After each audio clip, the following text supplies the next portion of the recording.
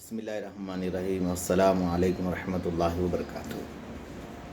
میرے بھائی بزرگوں دوستوں، آج پہلا روزہ ہے، اللہ آپ لوگوں کو قبول کرے روزے۔ میرے دوستوں، میرے بزرگوں، رمضان کریم اتنا بڑا مہینہ، برکت والا مہینہ ہے، جس کے ثواب کو اللہ تبارک تعالیٰ نفل کا ثواب فرض کے برابر، فرض کا ثواب 70 فرض کے برابر دیتا ہے۔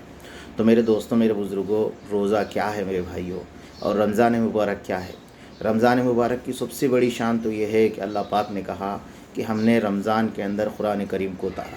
یہ بہت بڑی بات ہے، اور میرے دوستوں، میرے بزرگوں، اس کی فضیلت کے لیے یہ کافی ہے کہ اللہ پاک نے رمضان کے اندر شب قدر کو رکھا، جو 1000 مہینوں سے بڑھ کر ہے۔ اب بولو کتنی بڑی بات ہے، اتنی بڑی فضیلت اس کی ہے۔ اور میرے دوستوں، میرے بزرگوں، دن کے روزے ہے، رات کی تراویح ہے، اللہ نے اس کے اندر رکھا۔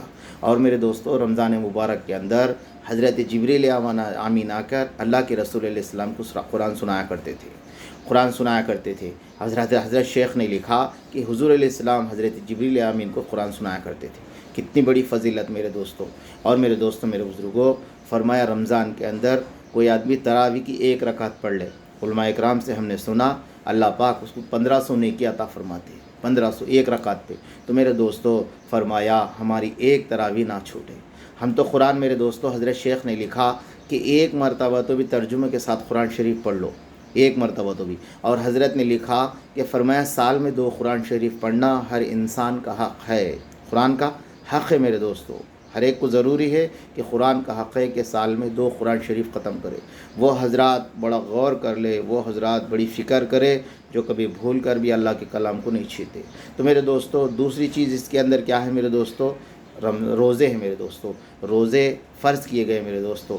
آج دنیا کے انسان اگر تمہیں یہ کہہ دے کہ آپ کی بیماری کم ہونا ہے تو آپ جو ہے یہ چیز سے پرہیز کرے، آپ بھوکے رہے، تو میرے دوستوں آدمی ڈاکٹر کی بات بخوشی مان لیتا ہے۔ مگر میرے دوستوں، ہمارے اللہ نے ہمیں دنیا میں آنے سے پہلے یہی کہہ دیا کہ بھائی تم پر روزے فرض کیے گئے ہیں، روزے فرض کیے گئے ہیں۔ تو میرے دوستوں، میرے بزرگوں، ہر بالغ مرد عورت پر روزے فرض ہے، روزے فرض ہے، تو اس کا اہتمام کرنے والے بنے۔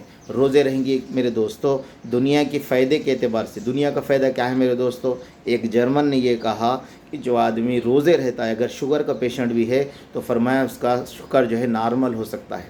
دوسرا یہ کہا کہ جس آدمی کو ہارٹ آتا ہے، فرمایا وہ آدمی روزے رہے تو فرمایا اس کے ہارٹ کے سانس پھولنے کے اندر کمی ہو سکتی ہے۔ اور تیسرے نے یہ کہا کہ فرمایا جو آدمی روزے رہتا ہے، اس کے جو معدے کے جو مریض ہے، لیور کے جو مریض ہے، فرمایا وہ بھی جو ہے قابو میں آ جاتا ہے۔